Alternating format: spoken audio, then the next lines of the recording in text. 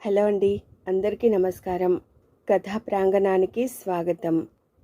ఇప్పుడు మనం చెప్పుకోబోతున్నది అర్నాద్ గారి రచన అందరిలానే వారును. ఈ కథ అర్నాద్ గారి నా మనసులో మాట శీర్షిక నుండి అండి. ట్రాన్స్జెండర్లను సమానంగా చూడాలి, అందరిలానే వారును. ఉద్యోగ ఉపాధి అవకాశాలు కల్పించాలి. 3 నెలల్లో సుప్రీం తీర్పు అమలు చేయండి. ఏపీ హైకోర్టు ఆదేశం. 27/1/2022 సాక్షి పేపర్లో వార్త. ట్రాన్స్జెండర్ల విషయంలో సుప్రీంకోర్టు ఇచ్చిన తీర్పును 3 నెలల్లో అమలు చేయాలని రాష్ట్ర ప్రభుత్వాన్ని హైకోర్టు ఆదేశించింది. వారిని సామాజికంగా, విద్యాపరంగా వెనుకబడిన తరగతిగా గుర్తించి వారికి ఉద్యోగ ఉపాధి అవకాశాల్లో రిజర్వేషన్లు కల్పించాలన్న సుప్రీంకోర్టు ఆదేశాలను ఖచ్చితంగా అమలు చేయాలని స్పష్టం చేసింది.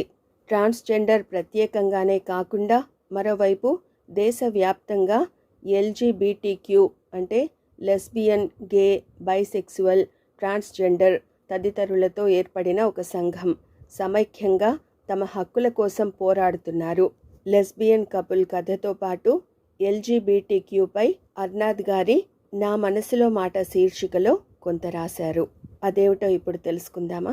ఉదయం 10 గంటల సమయం, ఆదివారం. తీరుబడిగా పేపర్ చదువుతున్నాను. వావ్, ఇదేమిటి? స్నేహ సంధ్యల సర్ప్రైజ్ విజిట్. అమ్మాయిలిద్దరూ మంచి స్నేహితులు. వారంటే నాకు ఇష్టం కూడా. Old merit students. క్యాంపస్ రిక్రూట్మెంట్లో సెలెక్ట్ అయ్యారు. సాఫ్ట్వేర్ ఇంజనీర్లుగా ఎక్కడో ఉద్యోగాలు. ఈరోజు ఇక్కడికి అనూహ్యంగా ఊడిపడ్డారు. విశేషమే. హాల్లో నా ఎదురుగా కూర్చున్నారు. కాఫీలు తాగారు. ఏమిటమ్మా ఇలా దిగిపోయారు? Any special? శుభలేఖలా అన్నాను నవ్వుతూ. మాపై ఒత్తిడి అదే కదా. జీవన సహచరుల ఛాయిస్ మాకు ఉండదు. దాంతో పేరెంట్స్తో ఘర్షణ. అర్థం చేసుకోరు, మనశ్శాంతి ఉండదు. ఇలా వచ్చేసి మిమ్మల్ని డిస్టర్బ్ చేస్తున్నాం. క్షమించండి మాస్టారు. ఎంచేతో స్టూడెంట్స్ అంతా ప్రేమతో నన్ను మాస్టర్ అంటారు. అదేం లేదమ్మా, వెల్కమ్. పెళ్లి సమస్యలు మనకి కామన్. రిలాక్స్ అవ్వండి. మీ మనశ్శాంతి కోసం ఏమైనా చేయగలనా? ఆ మాటే మాకెంతో ధైర్యం కలిగిస్తోంది మాస్టారు. మా క్లాస్మేట్స్ దళిత కిరణ్, శైలజారెడ్డి పెళ్లి గుర్తుకొస్తోంది. వాళ్ళ పేరెంట్స్ని భలేగా లైన్లో పెట్టి ఒప్పించి పెళ్లి జరిపించేశారు. అలాగే మమ్మల్ని కూడా ఒడ్డున పడేయండి మాస్టారు. నవ్వాను. అది కాలేజీలో సాగిన అనివార్య వ్యవహారం. తప్పలేదు. అప్పటి పరిస్థితి అలాంటిది. ప్రొఫెసర్ని అన్న విషయం పక్కన పెట్టి మరీ నాకు నేనుగా దిగి ఆ పేరెంట్స్ చేత పిచ్చ తిట్లు గట్టిగా తినేసి తోపులాటలో కూడా ఇరుక్కున్న అనుభవం అది. అలాంటి రొంపిలోకి మళ్ళీ నన్ను లాగకండమ్మా. అంత ఓపిక లేదు. చూస్తుంటే మీలో ఎవరో ఒకరిది భగ్న ప్రేమలాగే కనిపిస్తున్నది. అవునా? ఒక్కరు కాదండి, ఇద్దరిదీను. సరిపోయింది. మీ స్నేహం ఇక్కడ కూడానా? సరే, ఆ ప్రేమ కథలేమిటో చెప్పండి, వింటాను. పోలీసులు మమ్మల్ని వేటాడుతున్నారు. ఇదేం ప్రారంభం? మీ ఇద్దరినేనా? ఎందుకు? మావోయిస్టులుగా మారారా? లేదా ఏదైనా చేయకూడని పని చేశారా? పోలీసుల చేజింగ్ మీ పేరెంట్స్కి తెలుసా? ప్రాబ్లం పూర్తిగా మా పేరెంట్స్తోనే మాస్టారు. స్నేహం మా 2 కుటుంబాల మధ్య కూడా ఉంది. వాళ్ళంతా కూడబలుకొని మాపై కోపంతో పోలీస్ రిపోర్ట్ ఇచ్చారు. మేము కనిపించుట లేదని. మీ బ్రదర్ పోలీసు అధికారి కదా, అన్ని విధాలా మీరు ఆదుకుంటారని ఇలా వచ్చేశాం. అదా సంగతి. ఇంతకీ మీ పేరెంట్స్ కోపానికి కారకులైన యువర్ గ్రేట్ లవర్స్ ఎక్కడా? వాళ్ళని కూడా తీసుకురావాల్సింది. ఇక్కడే ఉన్నాంగా. నా లవర్ స్నేహ అంది సంధ్య. నా లవర్ సంధ్య. మేమిద్దరమే సహజీవనం చేస్తున్నాం మాస్టారు అంది స్నేహ. నాకు అర్థం కాలేదు. తల్లుల్లారా, నేను అడుగుతున్నది మీ బాయ్ ఫ్రెండ్స్ గురించి. నో బాయ్ ఫ్రెండ్స్ మాస్టారు, గర్ల్ ఫ్రెండ్స్మే. మేమిద్దరమే సహజీవనం చేస్తున్నాం. అంటే లెస్బియన్స్, సేమ్ సెక్స్ కపుల్. తల ఊపారు. నా మతిపోయింది.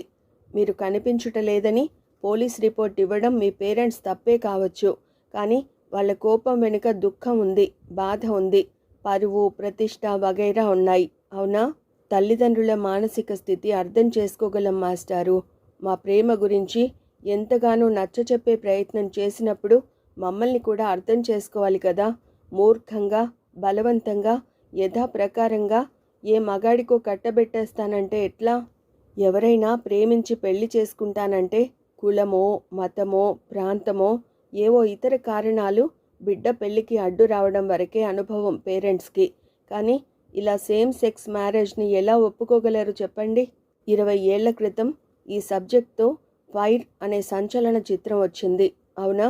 అందులో షబానా ఆజ్మీ, నందితా దాస్ల మధ్య లైంగిక జీవనానికి కారణం వాళ్ళ భర్తల దురహంకారం, భార్యల పట్ల నిర్లక్ష్య వైఖరి కారణమని నాకు గుర్తు. మీరు అలా కాదుగా. ఆడ మగ మధ్య సెక్స్ ఎంత సహజమో సేమ్ జెండర్ సెక్స్ కూడా అంతే సహజమనే కాన్సెప్ట్ని డైజెస్ట్ చేసుకోలేకపోతున్నాను. ప్రకృతిలో సంతానోత్పత్తి ప్రక్రియ మనుషుల్లో, జంతువుల్లో, పక్షులలో కలిగేది సహజంగా ఆడ మగ కలయిక వలనే కదా. మీ ఇద్దరూ ప్రాణ స్నేహితులు కావడం, అంతకు మించి రూమ్మేట్స్ కావడం లైంగికతకి ఒక కారణం కావచ్చేమో. పురుషుడితో శృంగార అనుభవం మీరు పొంది ఉంటే ఆ సుఖం ముందు సేమ్ సెక్స్ అనుభవం కంపారిటివ్గా ఏమాత్రం నిలబడదని నమ్ముతున్నాను. ఏమనుకోకండి, ఇట్స్ మై ఫీలింగ్. అనుకోవడానికి ఏముంది మాస్టారు? ఆ మాటకొస్తే సెక్స్ అనేది కూడా ఫీలింగే కదా. చాలామంది మీలాగే భావిస్తారు, ప్రశ్నిస్తారు. ఇలాంటి సలహాలను దాటేసిన స్టేజ్ మాది. సేమ్ జెండర్ లైంగికత సృష్టికి విరుద్ధమేమీ కాదని, ఒక మానసిక వ్యాధో లేక జన్యుపరమైన లోపమో కాదని, స్త్రీ పురుష సంగమం వలె సహజ లైంగిక ప్రక్రియనని, ప్రాకృతికమేనని ప్రపంచ ఆరోగ్య సంస్థ ఎప్పుడో తేల్చి చెప్పిన విషయం ఎవరికి పట్టదు మాస్టారు. ఆధునిక సమాజం నేటి యువతకు అలవరచిన ఒక అసహజత, వికృత కాంప్లెక్స్గా తలపోస్తారు తప్ప సేమ్ జెండర్ కలయిక పురాతన కాలం నుంచి ఇప్పటికీ కొనసాగుతున్న ఒకానొక సహజ కల్చర్గా గుర్తించడానికి ఎవరూ ఇష్టపడరు. అంచేతనే మా సమూహం లెస్బియన్, గే, బైసెక్సువల్, ట్రాన్స్జెండర్ తదితరులు LGBTQ కమ్యూనిటీగా ఏర్పడి సమాజంతో పోరాడవలసిన పరిస్థితి ఏర్పడింది మాస్టారు. అజ్ఞానంతో అనాలోచితంగా మాట్లాడిన తీరుకు సిగ్గుపడ్డాను. I'm sorry. నాకిదంతా అర్థం కాని ఒక కొత్త ప్రపంచం. LGBTQ పాపులేషన్ మన దేశంలో 2% వరకు ఉందనుకుంటాను. అవును మాస్టారు. అయినా మైనారిటీ సెక్షన్ ఎంతమంది ఉన్నారనేది లెక్క కాదు. సాటి మనిషిగా ఏపాటి విలువ ఇస్తున్నారనేది చూడాలి. మా దురదృష్టం ఏమిటంటే ఈ సమాజం మమ్మల్ని ప్రేమించకపోతే పోయే, మాలో మేము ప్రేమించుకున్నా హర్షించరు, అందుకు సహకరించరు, కలిసి ఉండనివ్వరు. ఈ ప్రపంచంలో మా కమ్యూనిటీని ఒక భాగం కానివ్వరు, అసలు గుర్తించరు. అవును మాస్టారు. We're not being treated as equal citizen. అందరిలానే మేం కూడా అనేది గ్రహించరు. స్నేహ సంధ్య కళ్ళల్లో తడి. నిజమే, చాలా బాధ అనిపించింది. కొన్నాళ్ల కిందటి విషయం గుర్తొచ్చింది. మా అమ్మాయి వినీత చేసిన ఒక మంచి పని. తనిప్పుడు అమెరికాలో ఉంటోంది. వినీత ఒకరోజు నాతో ఇలా అంది, డాడీ, ట్రాన్స్జెండర్ పీపుల్ ఓ 25 మందికి మన మేడపై మీటింగ్ పెట్టుకోవడానికి పర్మిషన్ ఇచ్చేశాను. వాళ్ళిప్పుడు నాతో ఉన్నారు. కాదనకండి ప్లీజ్. అలాగేనమ్మా అన్నాను. తీసుకొచ్చాక ఏం చేస్తాను? తీసుకురాకుండా అనుమతి అడిగితే నో చెప్పేవాడినేమో. బీచ్లో ట్రాన్స్జెండర్ మీటింగ్ పెట్టుకుంటే పోలీసులు రంగప్రవేశం చేసి లాఠీలకు పని చెప్పి పరిగెట్టించారట. వాళ్ళు మీటింగ్ పెట్టుకోవడానికి పడుతున్న ఇబ్బందులు చూసి ఆశ్చర్యపోయింది. ఎక్కడైనా ఏదైనా చిన్న హాల్ కూడా బుక్ చేసుకొనివ్వరట. వాళ్ళ దైన్య పరిస్థితి చూసి ఇంటికే వెంటబెట్టుకొచ్చేసింది మా అమ్మాయి. ఆ ఒక్కరోజే కాదు, నెలకొకసారి ఒక 2 గంటలు. వాళ్ళు మా ఇంటికి 6-7 నెలలకి పైగా వచ్చారు. ఆ కమ్యూనిటీలో ఎంత మర్యాద, ఎంత క్రమశిక్షణ! ఆశ్చర్యపోయాను. టీ కూడా తీసుకునేవారు కాదు. అసలు వాళ్ళు వచ్చి వెళ్ళినట్లు తెలిసేది కాదు. అరుపులు కేకలు లేవు. ఒక రహస్య సమావేశంలా సాగేది. నీట్గా ఉండేవారు. వారిలో చదువుకున్న వాళ్ళు కూడా ఉన్నారు. ఆ రోజు నుంచి వాళ్లపై నాకున్న ఏహ్యభావం, చులకన, దురభిప్రాయం పోయాయి. గతంలో రైలు ప్రయాణాల్లో, బస్టాండ్ లాంటి రద్దీ చోట్ల నేను చూసిన ట్రాన్స్జెండర్ విలక్షణ ప్రవర్తనకి భయం, అసహ్యం ఏర్పడ్డాయి. ప్రభుత్వం వాళ్ళ బాధ్యత తీసుకోకుండా చదువు, సంధ్య, కూడు, గూడు లాంటి కనీస అవసరాలను పట్టించుకోకుండా మనపై ఒక రకం మంకీస్లా వదిలేసింది. సమాజంలో అణగారిన వర్గంగా ఉన్న వీళ్ల విషయంలో ప్రభుత్వాలు తప్పనిసరిగా నిర్ణయాత్మక చర్యలు తీసుకోవాలి కదా. ట్రాన్స్జెండర్లు ఏదో శాపానికి గురైనట్టు బ్రతుకు వెళ్లదీస్తున్నారు. చాలా దయనీయ పరిస్థితుల మధ్య బ్రతుకుతున్నారు. కొందరు భిక్షాటన చేస్తూ జీవనం సాగిస్తున్నారు. మానసికంగా, భౌతికంగా, లైంగికంగా వారు పలువురి చేతిలో పలు రకాల వేధింపులకు గురవుతున్నారు. ట్రాన్స్జెండర్ అంటున్నారు కానీ కొజ్జాలు అని ఎవరు అనడం లేదు. అదొక తిట్టు పదంగా మారిపోయింది. మరి కొజ్జా అనబడేవాడు మనిషి కానే కాడు. అప్పుడే కాదు, ఇప్పుడు కూడా. ఒక ట్రాన్స్జెండర్ ఆధార్ కార్డు కోసం నెలల తరబడి ప్రయత్నిస్తే చివరికి ఫీమేల్ ముద్రతో ఇచ్చారట. మన దగ్గర ఉన్నది 2 కేటగిరీలే, మేల్ ఆర్ ఫీమేల్. అంచేత ఆధార్ కార్డు ఒక ట్రాన్స్జెండర్ని స్త్రీగా మార్చేసింది. అది పరిస్థితి. మేల్ ఫీమేల్తో పాటు ట్రాన్స్జెండర్ కాలం పెట్టకపోవడం ఒక అనాలోచిత చర్యే కదా. అలాగే ఉద్యోగ, ఉపాధి నోటిఫికేషన్స్లో కూడా ట్రాన్స్జెండర్ కాలం ఉండదు. అంటే వాళ్ళు ఉద్యోగ, ఉపాధి రిజర్వేషన్లకు అనర్హులా? వాళ్ళకి న్యాయం చేయాలనే విషయం మన రాజ్యాంగమే మరచిందా? ఆ మధ్య సుప్రీంకోర్టు వారికి రిజర్వేషన్లు కల్పించాలని చెప్పింది తప్ప ఫలానా శాతం మేర రిజర్వేషన్లు కల్పించాలని చెప్పలేదు. అది ప్రభుత్వ వ్యవహారం అనుకుందేమో. అటువంటి వారిపై ఏ తీర్పు, ఏ చట్టం సమగ్రంగా ఉండవు. అసలు సీరియస్గా వారిని పట్టించుకున్నదెవరు? ఓట్లు ఉంటే కానీ రాజకీయ నాయకులు ముఖం చూడరు, పట్టించుకోరు.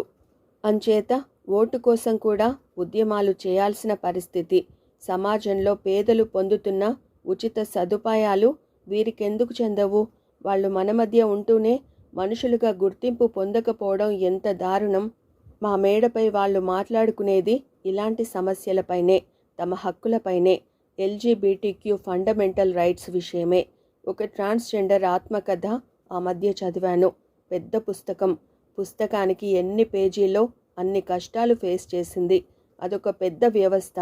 ట్రాన్స్జెండర్గా వాళ్ళ సిస్టంలో గుర్తింపు పొందడం సామాన్య విషయం కాదు. వాళ్ళ బాధలు వాళ్ళవే, వాళ్ళ పోరాటాలు వాళ్ళవే. మనం వాళ్ళ సమస్యలను ఎందుకు గుర్తించం? వాళ్ళ పోరాటానికి చేయి ఎందుకు కలపం? ఇదే కాదు, ఏ మానవ హక్కుల అణచివేతపై ఎందుకు ముందుకు రాలేకపోతున్నాం? దేనికైనా స్పందించే మన సెన్సిటివ్ చర్మం మొద్దుబారిపోతున్నదా? మన దేశంలో మేధావులు స్పందించాల్సిన ఏ సమస్యలపైనా స్పందించకుండా నోరు మూసుకోవడం బాధిస్తుంది. 2017లో హోమోసెక్స్ని ఫండమెంటల్ రైట్గా సుప్రీంకోర్టు గుర్తించింది. ఆ తీర్పులో ఇలా ఉంది: personal choice governing A way of life and to live is to live with dignity. Dignity and equality can't be separated. న్యాయస్థానాలు జారీ చేసే ఉత్తర్వులు ప్రభుత్వం పట్టించుకోనప్పుడు, గౌరవించి అమలు చేయనప్పుడు తీర్పులకు విలువ ఏముంది? ప్రభుత్వం అఫిడవిట్లో fundamental right for same sex మ్యారేజ్ని వ్యతిరేకించింది. మా ఫండమెంటల్ రైట్ని కాదనే హక్కు ప్రభుత్వానికే కాదు, ప్రపంచానికి కూడా లేదని పోరాడుతోంది LGBTQ కమ్యూనిటీ. మన అదృష్టం ఏమిటంటే కొన్ని సమస్యలపై కోర్టులు ప్రభుత్వాలను ప్రశ్నిస్తున్నాయి. కోర్టుల వల్ల మనం బతికిపోతున్నాం. చాలా వరకు కాదు, కొంతవరకు. ఫాదర్ స్టానుస్వామి రాజ్యం నిర్బంధంలో అసహజ మరణంపై న్యాయ కోవిదులే మిట్ట మధ్యాహ్నమే కమ్మిన కారు చీకటిగా బాధపడి వ్యాఖ్యానించారంటే నిస్సహాయ న్యాయం కూడా ఈ రాజ్యంలో భాగమే కదా. ప్రభాకర్ నా తమ్ముడు, పోలీస్ అధికారి. నాతో స్నేహ సంధ్యలతో మాట్లాడాక వాళ్ళ పేరెంట్స్ని ఇక్కడికి వచ్చేలా అరేంజ్ చేయడం జరిగింది. వాళ్ళు రిపోర్ట్ ఇచ్చిన పోలీస్ స్టేషన్ల ద్వారా. ప్రభాకర్ ఆ పేరెంట్స్తో అరగంట సేపు సీరియస్గా మాట్లాడితే వాళ్ళు బెదిరిపోయారు. పిల్లలు మిస్సింగ్ అని తప్పుడు రిపోర్ట్ ఇచ్చి పోలీసులతో ఆడుకోవడం తమాషాగా ఉందా? రివర్స్లో మీరు కటకటాల వెనక్కి వెళ్లే పరిస్థితి వస్తుందని కోప్పడేటప్పటికీ వెంటనే రిపోర్టులు విత్డ్రా చేసేసుకోవడానికి సిద్ధపడ్డారు. ఇంకా FIR రిజిస్టర్ కాని కేసది. LGBTQ కమ్యూనిటీపై అనవసరంగా ఆధారాలు లేకుండా ఎవరు పోలీస్ కంప్లైంట్ చేసినా అవి ఎంత మాత్రం చెల్లవంటున్నాయి కోర్టులు అని తెలియజేశాడు ప్రభాకర్. ఆడపిల్లలు స్నేహ సంధ్యలు తల్లిదండ్రులను కలిసి ఎడమొగం పెడమొగంగా లేరు. అక్కడ కోపాలు లేవు, కన్నీళ్లు, కావలింతలు. ప్రభాకర్ డైరెక్షన్లో వాళ్ళంతా మా ఇంటికి వచ్చారు. చిన్న కౌన్సిలింగ్, పరిచయాలు, కాఫీలు అయ్యాక నా కలుపుగోలు స్వభావంతో కాస్త సానుకూల వాతావరణం ఏర్పడిందక్కడ. అటు పిల్లలు, ఇటు పేరెంట్స్ అంతా స్నేహితులే. మీదొక స్నేహ కుటుంబం. బాగుంది. పిల్లలపై మీకెందుకంత కోపం అన్నాను నవ్వుతూ. వాళ్ళు పిల్లలా? చాలా పెద్దవాళ్ళైపోయారు అన్నారు పేరెంట్స్. బాగా చెప్పారు. అవును, పెద్దవాళ్ళైపోయారు. అదే ప్రాబ్లం. మనం జంతువులం కాదు, పక్షులం కాదు. పిల్లల్ని పెద్దయ్యాక వదిలేయడానికి. నేను ఆడపిల్ల తండ్రినే. నా కూతురు వినీత అమెరికా చదువులకెళ్ళింది. సంతోషం. అక్కడే ఉద్యోగం సంపాదించుకుంది. సంతోషించాం. అక్కడితో ఆగితే బావున్ను. ఎంచక్కా సాంప్రదాయబద్ధంగా పెళ్లి చేసుకుంటే బావున్ను. తర్వాత 2 పిల్లలను కనడానికి సిద్ధపడితే బావున్ను. అందరిలానే అవన్నీ మా ఆవిడ కలలు. కానీ రెక్కలొచ్చిన మా వినీత ఏం చేసింది? ఒక పంజాబ్ కుర్రాడితో సహజీవనాన్ని ఎంచక్కా తనే కుదిర్చేసుకుంది. కాపురం కూడా ఎంచక్కా చేసేస్తోంది. అంతేకాదు, పిల్లలని కననే కనరట. ఇవేమీ మమ్మల్ని ముందుగా సంప్రదించి తీసుకున్న నిర్ణయాలు కాదు. మా ఆవిడ చాలా బాధపడింది. తను అప్పటికే రోగిష్టి. ఆమె రోగానికి ఆ మానసిక వేదన తోడై శుష్కించి చనిపోయింది. తల్లిని చంపిన రాక్షసి అంటూ వినీతని తిట్టి ఎలాంటి గొడవ పెట్టుకోలేదు. ఎందుకంటే తన జీవితం తనది, తన నిర్ణయాలు తనవి, తన సంతోషం తనది. మధ్యలో మేమెవరిమి? తనిప్పుడు ఎంతో హ్యాపీగా ఉంటోంది. అంతకన్నా ఏం కావాలి? నాతో కాంటాక్ట్లో ఉంటూ నాకెంతో సంతోషాన్ని కలగజేస్తోంది. మనలో అహాన్ని, పెద్దరికాన్ని వదిలేస్తే మనం కూడా హ్యాపీగా ఉండగలుగుతాం అన్నాను. మా పిల్లలు మీ వినీత లాంటి వాళ్ళైతే మీలాగా మేము కూడా తట్టుకుని హ్యాపీగా ఉండేవాళ్ళమే. కానీ మమ్మల్ని తలెత్తుకోనీయకుండా కొత్త పోకడలకు పోయారు. 2 ఆడవాళ్ళు కలిసి కాపురం చేయడం ఏమిటండి అన్నాడు స్నేహ తండ్రి బాధగా. మీరు చదువుకున్న వాళ్ళు. అలా చిన్న చూపు చూసి బాధపడకుండా పిల్లల ఇష్టాన్ని అర్థం చేసుకోండి. మీ బాధ ఏమిటి? మీ పిల్లలు అందరిలాగే పద్ధతి ప్రకారం పెళ్లి చేసుకొని సుఖపడాలి. అవునా? ఆ పెళ్లి వల్ల మీ పిల్ల సుఖపడుతుందని ఎలా అనుకుంటున్నారు? మొగుడు ఇంపార్టెంట్ కావచ్చు, సాడిస్ట్ కావచ్చు, నీచుడు కావచ్చు. ఒకసారి జిల్లా కోర్టుకెళ్ళి చూడండి. విడాకుల కేసులతో నిత్యం కిటకిటలాడుతోంది ఆ ప్రాంగణం. ఆడపిల్లలకి సుఖం గ్యారంటీ లేని పెళ్ళిళ్ళు. సరేనండి, ఆ విధవ మొగుళ్ళ వల్ల కలగని సుఖం ఒక ఆడదాని వల్ల కలుగుతుందంటే ఎలా నమ్మమంటారు? ప్రపంచమే నమ్ముతున్నప్పుడు మనము నమ్మాలి. సుఖపడుతున్నాం మొర్రో అని ఎదురుగా ఉన్న మన పిల్లలే చెబుతున్నారు కదా. నేను కూడా మీలాగే భావించాను. కానీ సైంటిఫిక్గా WHO 2 స్త్రీల బంధాన్ని సహజమైన లైంగిక ప్రక్రియే అన్నది. సేమ్ సెక్స్ వివాహాలు ఇప్పటికే కొన్ని దేశాలు చట్టబద్ధం చేశాయి. నెదర్లాండ్స్ మొదటి దేశం. తర్వాత నార్వే, స్వీడన్ లాంటి 32 దేశాలు సేమ్ సెక్స్ మ్యారేజ్లను గుర్తించాయి. ఇంకా చాలా దేశాలు సుముఖత బాటలోనే వెళ్తున్నాయి. మన దేశంలో కూడా ప్రభుత్వంపై ఒత్తిడి ఉంది. మన అదృష్టం ఏమిటంటే కోర్టులు కాస్త సానుకూలత కనబరుస్తున్నాయి. కానీ ప్రస్తుతానికి ప్రభుత్వం వ్యతిరేకిస్తున్నది. ఎంతకాలం వ్యతిరేకించగలదు? మాట మీద నిలబడిపోవడం అనేది రాజకీయం కానే కాదు. ఈరోజు నో అన్నది రేపు ఎస్ అంటుంది. అంచేత LGBTQ తమ ఫండమెంటల్ రైట్స్ తదితర హక్కులపై చట్టబద్ధత ఒక కొలిక్కి త్వరలో వస్తుందని ఆశిద్దాం. ఆ విషయం పక్కన పెడదాం. మిమ్మల్ని ఆందోళనకు గురి చేస్తున్న సమస్యకు చిన్న పరిష్కారం.